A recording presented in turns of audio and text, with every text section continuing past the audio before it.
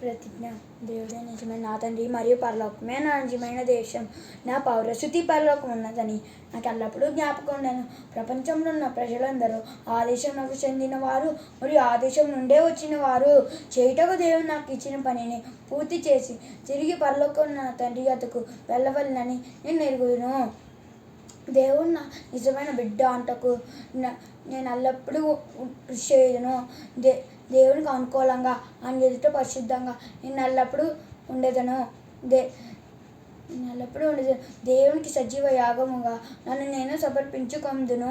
దేవునికి అర్ఘ్యమైన దేవుని వాక్యం నేర్చుకొని దానిని ఉపయోగిస్తూ దుష్టుడైన అపవాది చేతిలో నుండి ఆత్మను రక్షించే పనిలో నేను ఎల్లప్పుడూ ఉండేదను. పరలోకమున నా తండ్రి వద్దకు తండ్రికి నా ప్రభు రక్షకుడైన యేసుక్రీస్తు వారికి నా